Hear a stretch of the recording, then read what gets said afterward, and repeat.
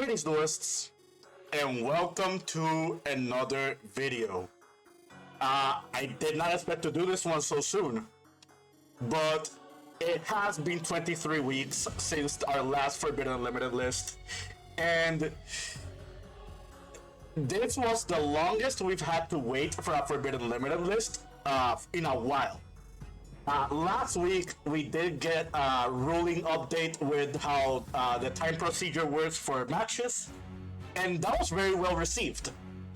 Now, does this Forbidden Limited list hold up to par with the changes we got last week? Because last week's changes were very, very good for the game, and the format looked very promising right up until this point.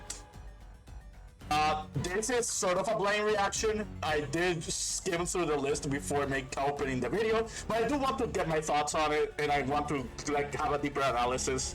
So we'll go we'll go winging it. This is unscripted, of course. So, Forbidden, we got Moon of the Close Heaven, Splash Mage, King of the Feral Imp, and Paradise Smasher. So I actually saw Moon of the Close Heaven coming. This is just a hit to Fiendsmith as an engine. I don't think Fiendsmith is bad as an engine overall. I don't think Engraver needs a hit. I don't think Track needs a hit. But the engine is very splashable, and it's just one of those engines that it will just keep coming back into more strategies.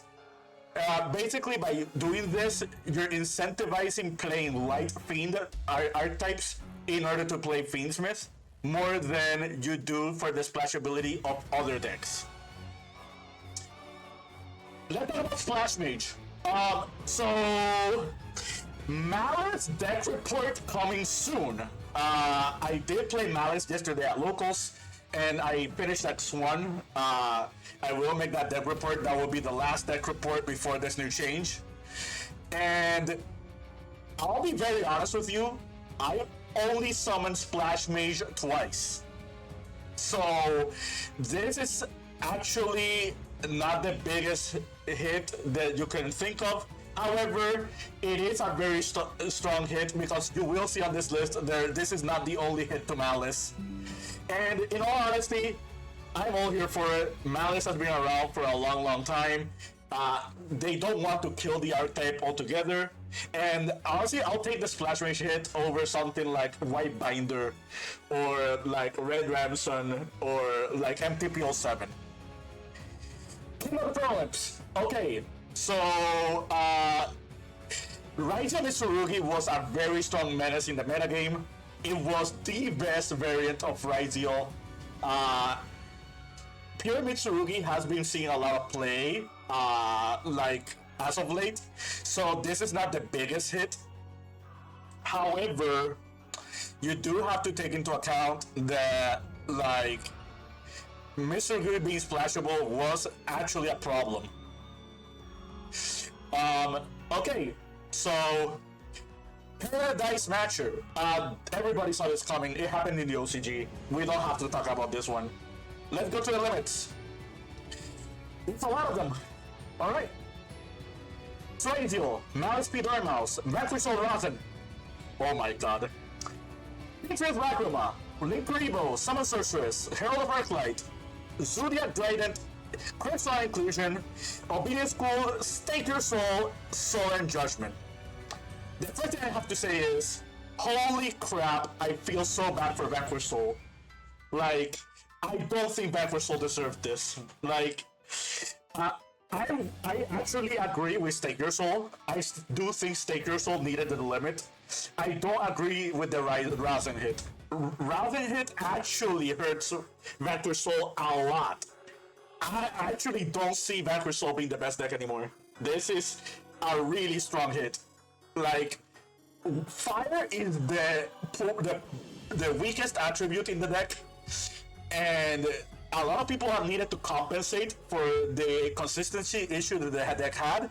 You're hitting 2 consistency cards, and the Stake Your Soul limit is a little bit more substantial. You can replace that card with stuff like Small World, but the Rosin hit, that one is really strong.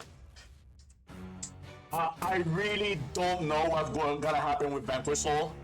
It's gonna be real tough to justify this deck actually doing as well as it did, like for example in the World Championships. Critical inclusion. This is them trying to make sure that the other canine variants that were really as strong as Vanquish Soul don't be like too powerful. Rip the RB combo video that I showed yesterday. That one included inclusion. You can still do the combo. You just gonna have to switch the consistency of the deck a little bit, which is kind of fair. Zulia Dryden coming back, that's no surprise there. It should go back to 3. Like, Raziel Detonator is just better than Zulia Dryden. Herald of the Arclight, I actually do like this hit. That card is a real big problem in the game. Yummy is a really strong deck, and Herald of the Arclight is one of the reasons for it. By hitting Herald of the Arclight, you're making sure that they don't spawn another one, or if you just be able to contest the first one, like for example the plays I do with Nibiru, you don't have to deal against that card anymore. Obedience Gold, this is another Yummy hit. I did not expect this card to get hit so soon. I actually thought that they would give Yummy a little bit more time to be like in full power, but honestly, after the hits they did with Malice and like Raziel and Vanquish Soul, it's only fair to do something to Yummy, because otherwise you just see Yummy everywhere. And Obedience School is a really good hit to Yummy, but Yummy is still fine. Like, the Sky Striker engine is probably gonna be more incentivizing to be played in the deck. You have Piri Raymap as another consistency card as well. I'm okay with this. So, Link Rebo, this card actually helps Yummy a lot. Like, for those who don't know, this card was hit because of Snake Eye, and Snake Eye is no longer a problem anymore. Malice P. Dormouse, I already said what I needed to say about Malice with Splash Mage. Deck report coming soon. I will talk about like the changes I would do to Malice, like on that video, moving forward later. Features Lacrima, you banned Close Heaven, so Lacrima can come back. That's perfectly fine. And Solemn Judgment, I actually like this. Solemn Judgment got hit. Like they're just trying to incentivize going second in strategies more than going first, which is more than fair in my opinion. We already have enough going second tools like Moch armies, so just weakening how people do post side going first is strong enough. Semi-limit, we got Branded Fusion.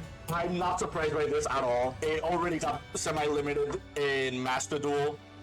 I don't remember if it got semi-limited in the OCG, but with the new support for Branded coming very soon into the game, and it being part of Duel Chronicles, this just thematically makes sense. This card got a little bit power crept already.